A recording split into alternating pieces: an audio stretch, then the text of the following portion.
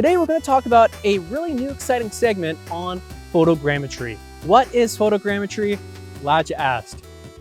Basically, we can take our drones now and we can produce 3D images, so we can make 3D models of real world objects. So whether that's a building, a field, your house, your business, whatever, you can take your drone, take photos of your property and make that into a 3D image, or in this case, 3D model. With that being said, we're going to take it one step further and we're going to take that 3D model and 3D print it. So then you have your house in the palm of your hand.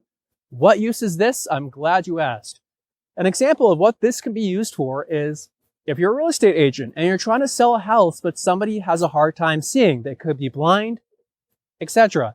What you can do is that you can 3D scan the property, 3D print that property, and then they can actually feel the house with their very own hands. How cool is that? Now stay tuned for this exciting segment as we go over how to 3D print as well as 3D capture using photogrammetry. Let's take a look.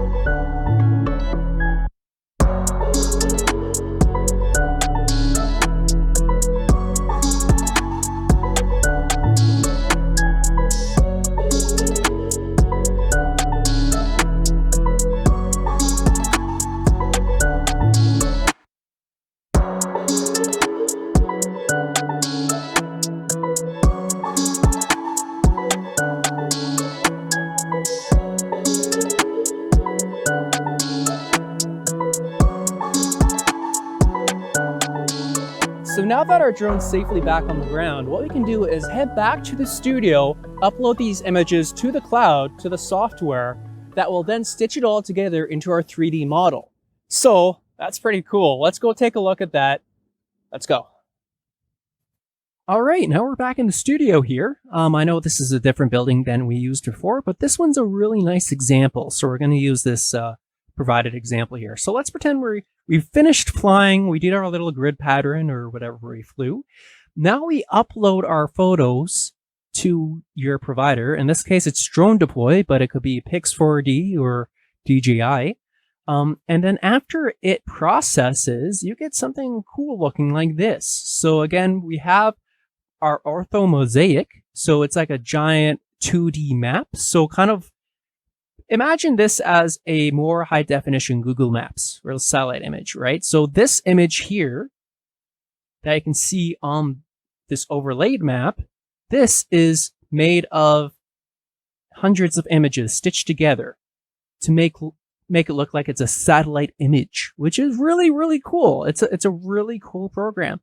But of course, with this, since there's GPS data within the files, so again, we have our geolocation data, we can do cool things such as measure distances. We can do different spot heights. We can do different locations. You can pin things. But this isn't just everything I'm going to show you right now. No, what we really want is this, and that is the 3D model of the environment. All right, this is what we're looking for. This is the cool looking 3D map, the 3D model that we have been able to create using our images that we've uploaded to our program. So pretty much, again, we take our photos, the program stitches everything together, and it's able to create this cool 3D file, this 3D model. Photogrammetry really is the future. And again, it's not perfect. Like again, going closer into things, we do have like a few little weird nubs and a few little errors. But again, you can correct those in Blender, or if you pretty much the more advanced drone you have, also known as the better camera, if you have FLIR or LiDAR or anything, that makes a much better high resolution image, a more accurate image. But again, today we're just using standard off the shelf drones. So hey, that's still a pretty nice, those are some really sharp looking lines. So now what we can do is that we can actually download this map depending what program you're using, and we can export this as an OBJ file or another readable 3D file format, and we can actually import this into a 3D printer. So let's take a look at some images that Robbie gave us of him converting one of my files I did into a 3D model. All right, so before we turn into a 3D model, I just wanted to show what model I gave Robbie. So this is a house we shot a few years ago. You can take a look at this on sketchfab.com under Air Support Aerial Photography. That's my company. But as you can see, it's a really nice looking home, you know. The resolution is actually not that bad. This was shot with a Phantom 3 Professional. Again, there are a few errors, like this section right here. So there was a tree right here, so we weren't able to get proper photos. That's why the program kind of freaked out in this corner here. But everything else is pretty, it did a really nice job. And again, the algorithms have become a lot more accurate these past few years. So chances are if we did this again, it would be a lot more accurate, even if we still use the Phantom 3 camera. And of course, you can add other details in, like right here, just in Blender or other programs. So let's see how Robbie's program takes this .obj file and turns it into a 3D printer readable file. Let's take a look. Thanks, Henry. We're going to dig into the software that's used to convert Henry's aerial photogrammetry into a 3D printable object, and we're going to send it to our 3D printer right after this.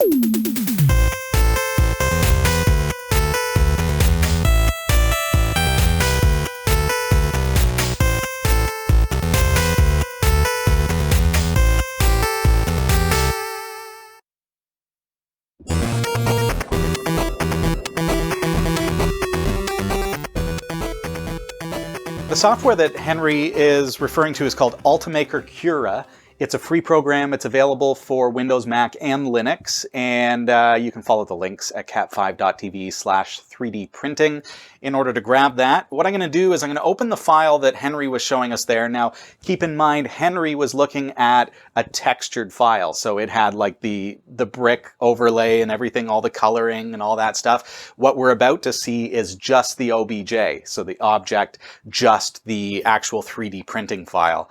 And bring that into Cura, and let's see what we find. Now we got this little itty bitty, like, what is this, a house for ants?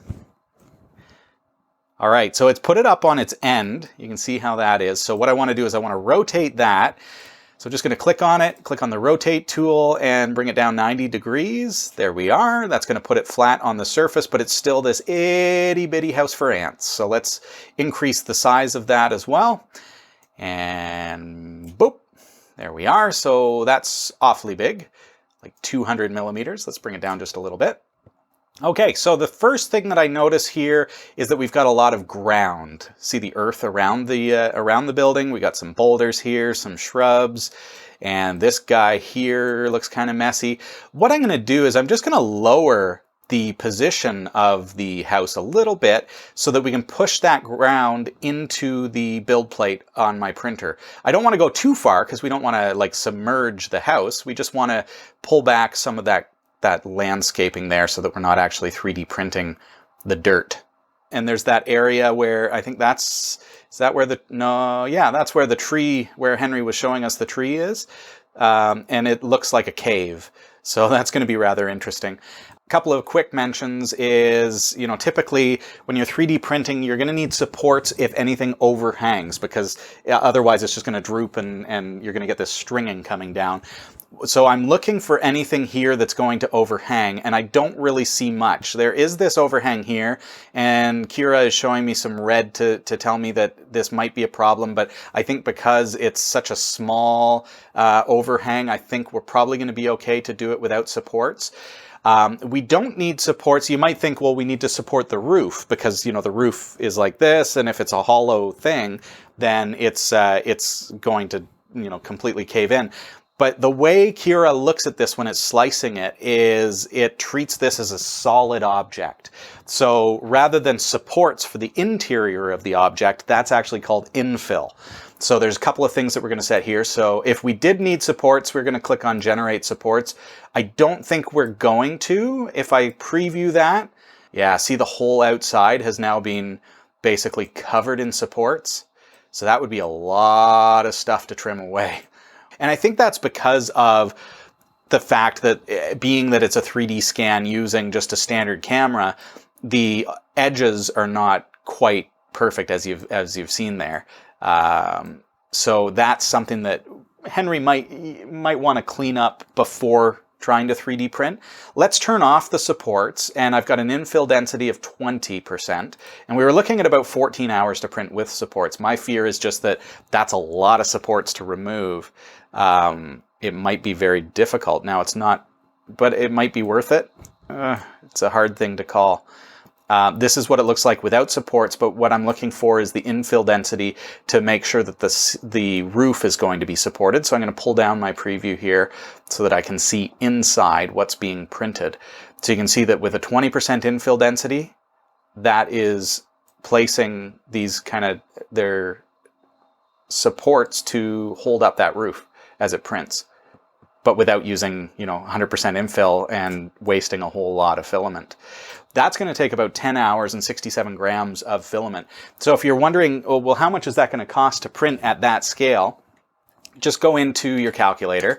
And I know that I paid $40 for the 1 kilogram of filament. So it's 4 cents per gram. And we know that this is going to be 67 grams, so that's $2.68 to print at this scale. And that's pretty big considering my under 3 bed is 220 by 220 millimeters. So what you're looking at there is, it is, let's see, 143 millimeters by 112 millimeters. So it's pretty big. I'm going to try scaling it down a bit so that the overhangs are not as big as they would be if it was 143 millimeters wide. So I'm going to make this about 50 millimeters width and see how that slices up with no supports. So it's going to be a lot smaller, but it's going to probably do a lot better without supports because we don't have such a pronounced overhang. And let's give that a go. I'm going to send that over to my printer and we'll see how she comes out.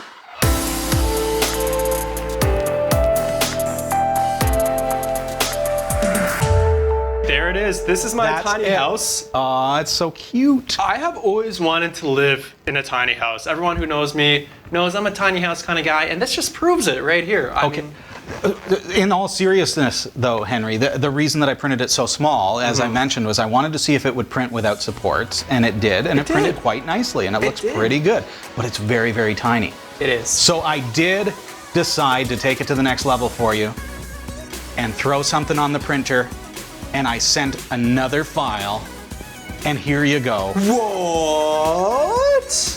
What do you think of that? Okay, that's pretty cool. Check that out, folks. Yeah. And I'll hand it to you. I just want to kind of show the B camera here just so that you can kind of see. I know that is pretty remarkable. I printed it in white filament for you because I thought, hey, maybe you'd want to prime it and paint it. But then I realized as I was running it that the cameras kind of don't like white filament because they white balance themselves and overexpose themselves. Yeah, it's like, what are you doing to me here? Yeah, this is that's crazy. tough. That's tough. Our poor camera guy is just like, I know, can't get it. Seriously, like that amount of detail that you managed to get out of that 3D model, that's pretty amazing, eh? Well, you took your drone up and just kind of, software took it around and flew overhead. Yeah, so like literally from the feature, what you're able to see is that literally we just did our kind of grid patterns. We were able to take those photos, mash them all together in a blender, and out comes this. Now, how hard was it? Now, when you sent me this, it was an OBJ file, so it was already a 3D ready, like pretty much ready to print, as you saw. Yeah, pretty much. How hard was that to put together? Oh, not at all. From photos? Yeah, literally, because the program that you're able to see through the feature. Yeah. Even if you use another one, I use Drone Deploy. Okay. I've also used Pix4D. There's so many awesome programs out there. But literally, you just download as and save it as OBJ. I believe there's a few other file types you can do, but OBJ is the more widely recognized. It's pretty universal, yeah. Yeah, you can even open it up in Blender, things like that. Right. So it's great. So hold up. Yeah. If you can open it in Blender, that means you could take this house that you scanned and put it in a 3D movie that you create. You can even put it in Unreal Engine. You could put yourself in it. You could put it in a game. Yeah. So I've actually had this exact same model in Unreal 4 running. So like I could have like little fires around it. Not that I'm planning on anything. Or you could have like a skybox. So there's so many applications for this though. So cool. I mean, like, again, besides the 3D environment, so like video, photo, film, things like that. Yeah.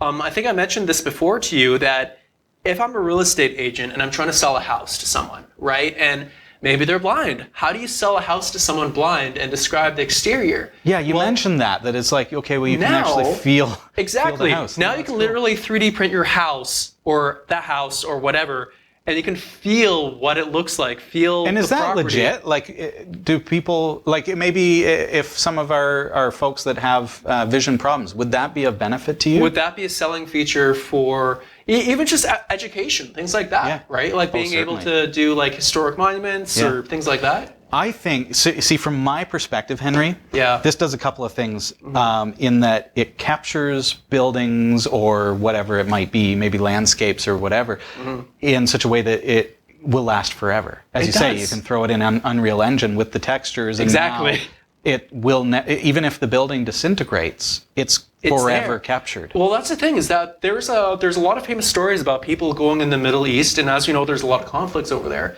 But before a lot of these buildings and stuff were destroyed, people actually went in with photogrammetry kits, and they were actually able to capture all these older monuments, all these older beautiful places before they were destroyed. So yeah, they're going to live on forever now in 3D format, where future generations can go and say, yeah, this is like what this place is. At the very least, they can see it in like virtual reality. Yeah, exactly. And it's literally, I'm really excited. This is just the start of this technology. It's fantastic.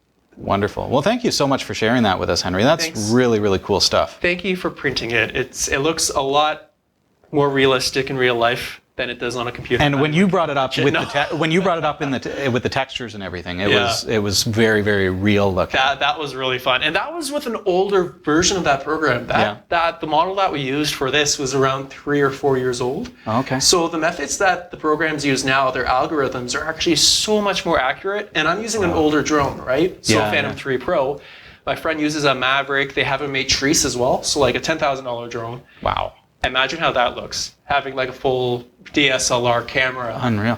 Is this the same tech like when I see on Google Earth? Yeah, it actually is. So a lot of people think that you can use LiDAR or like FLIR things, which you can, and it makes it more accurate with using LiDAR and FLIR. But yeah, so Google Maps, Bing Maps, those guys, they literally just use photogrammetry. So they have multiple pictures from satellites. Yeah. Up in the great blue yonder, and they have similar programs that are able to stitch that together. They're using satellite imagery to do what you're doing with a drone? It's pretty much this, but on steroids, yeah. So instead of using a drone, they're using satellites and using amazing data, putting things together. And yeah, so whenever you see your house on Google Earth, and of course there are some AI, like some AIs are fixing a few errors here and there, but when it comes down to it, that's the basics of how a lot of these companies are doing things now. Cool stuff. So Oh, I'm really keen to see how this brings real-world objects into same here. Things like video games. Like I really think with virtual reality to be able to. Well, we actually already see this. A famous one that just came out is the new Microsoft Flight Sim, right? That the entire 3D world is just Bing Maps. But it's just in a 3D environment. And for years, we've always had Flight Sim in Google Earth where you just use your arrow keys, but that's not a flight sim. But it's amazing to see where we're going with this technology. Very cool. So yeah, very cool. Where can, I understand this model is proprietary. So this is something that you shot professionally, and this is owned by the people who own the house, I presume. So just for privacy and copyright reasons, I'm not going to be releasing this variant of the model. Yeah. However, I do have another one. I'll get to that in a second.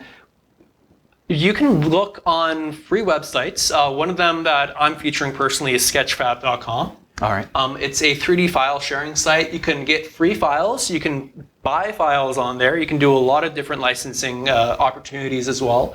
But there's a lot of very unique projects on there. I might make one of mine free to download soon as well. I did a local school, public property, during the summer. But it's a great ability to have. Just download, play around with it. Even if it's not my file, but somebody else's file, like just play around with it. If you have a 3D printer, if you have a 3D program, just take things apart, stitch things, copy, paste, have fun with it. That's what this technology is for. I want to say thank you so much to our Patreon supporters. You can follow us and become part of our fleet at patreon.com/category5. We greatly appreciate your support. It's how we're able to do the show that we do, and we couldn't do it without you. And thank you everybody for subscribing on YouTube and for being a part of our community. We've got our Discord server where you can chat with other people in the community. We've got a ton of ways to interact, and make sure you go over to our website and you'll be able to follow along, figure out all the different ways to interact with us at category5.tv. Oh, and I should mention, there's 14 years worth of video. What? I can binge watch all 14 years Yeah, today? you probably could. Yes. Enjoy that, especially season 1. It was dreadful. Hey, you take care. Have a wonderful week. Henry, See you guys. great seeing you, man. High five. Bye-bye.